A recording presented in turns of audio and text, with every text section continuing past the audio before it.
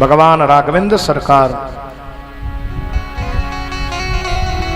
અને સાક્ષાત કાળ એમનો સંવાદ ચાલતો હતો. આ રામાયણના 12ની કથા છે. બહુ સાંભળવા જેવી કથા છે. દુર્વાસા ઋષિ કઈ રીતે પરીક્ષા લે તમે જોજો. કેમ કે જ્યારે જીવન સમેટવાનું હતું,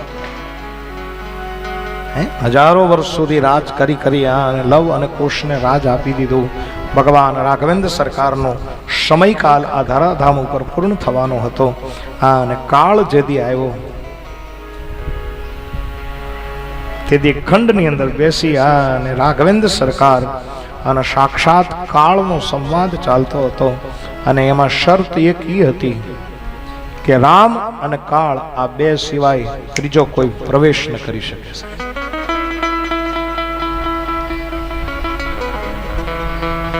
કોઈનો પ્રવેશ કરી શકે. અને આ કામ લક્ષ્મણજીને સોંપવામાં આવ્યું હતું. લખન, મારો અને કાલનો સંવાદ ચાલે છે, ત્રીજા વ્યક્તિને કોઈને અંદર નહીં આવવા દેવાનો. બોલે જી મહારાજ.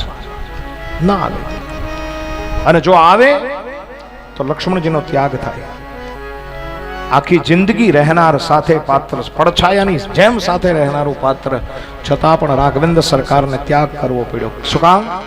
બોલે જ્યારે રાઘવેન્દ્ર સરકાર અને કાળનો સંવાદ ચાલતો હતો, દરવાજા ઉપર એ જ સમયે દુર્વાસા ઋષિ આવ્યા. અને દુર્વાસાએ જવાનો આગ્રહ કર્યો અને કીધું કે રાઘવેન્દ્ર સરકારને કહો કે દુર્વાસા ઋષિ આવ્યા છે. અને ના પાડી હતી, છતાં પણ લક્ષ્મણને જવું પડ્યું.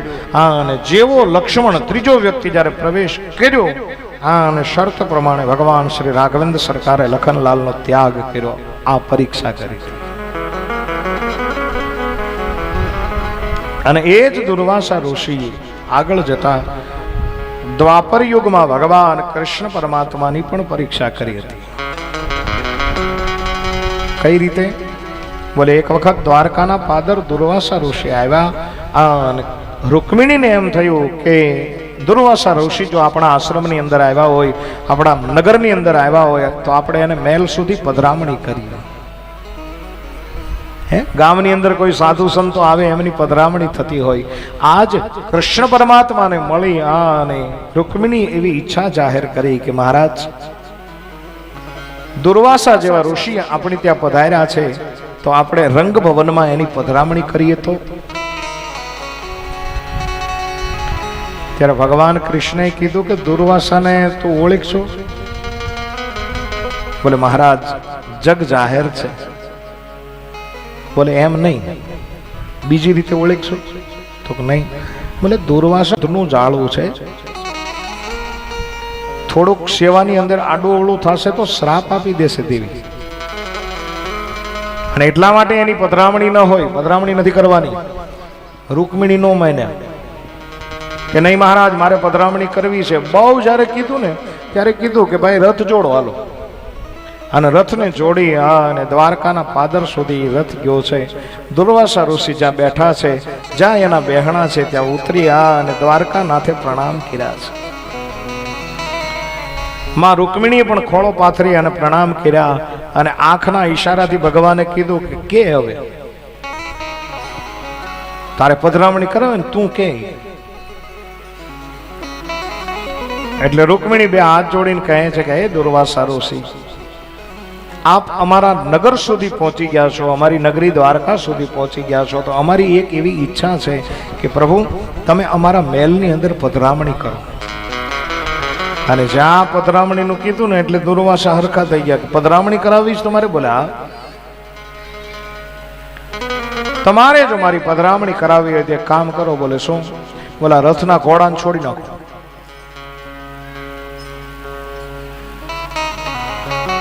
રૂકમિણી કે પણ ઈ રથમાં બેસાડીને તો તમને લઈ જવા જ, પણ ઈ કે રથમાં જ બેસીશ, પણ ઘોડા છોડી નાખો.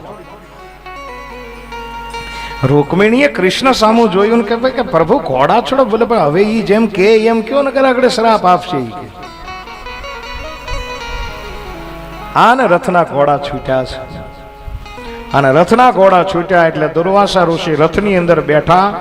અને પછી કીધું કે હે કૃષ્ણ, હે રૂકમિણી, તમારે જો મારી પધરામણી કરાવવી હોય ને તો એક કામ કરો, આ રથના જે ઘોડા છે ને એની જગ્યાએ તમે બે જૂતી જાઓ. રૂકમિણી એ કૃષ્ણ ભગવાનની હામું જોયું ને કીધું પણ કઈ આમ થોડું હોય કે. ત્યારે ભગવાન કૃષ્ણએ કીધું ક્યારની કહેતી હતી પધરામણી કરવી, પધરામણી કરવી, લે કર પધરામણી, હાલો જૂતી જાઓ. અને સાહેબ ઘોડાની જગ્યાએ મારો અખિલ બ્રહ્માંડનો નાથ કૃષ્ણ જૂત્યો. અને એક બાજુ લક્ષ્મી સ્વરૂપમાં રૂકમિણી જૂત્યા છે. ધીમે ધીમે ધીમે ધીમે રથને ચલાવતા ચલાવતા ચલાવતા ચલાવતા રાજપથ ઉપર રથ ચાલ્યો. હળવે હળવે રથ ચાલ્યો જાય છે. માં રૂકમિણી થાકી ગયા. પ્રભુ હવે બોલે નહીં, એક શબ્દ બોલવાનો નથી, હાલ્યા જાઓ, પધરામણી કરો. માંડ માંડ રથને ખેંચી અને રાજભવન સુધી લઈ આવ્યા. દુર્વાસાના અંદર હરખની હેલી ઉમટ્યો છે. સાધુના પધરામણા થયા છે.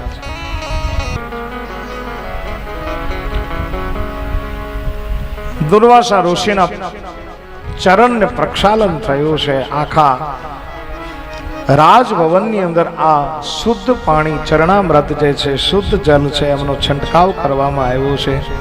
અને ખૂબ રાજી થયેલા દુર્વાસાની આગળ માં રૂકમિણી આવીને ઉભા રહી અને કીધું કે મહારાજ, આપના માટે ભોજન શું બનાવો? બોલે ખીર બનાવો, મને ખીર બહુ પસંદ છે.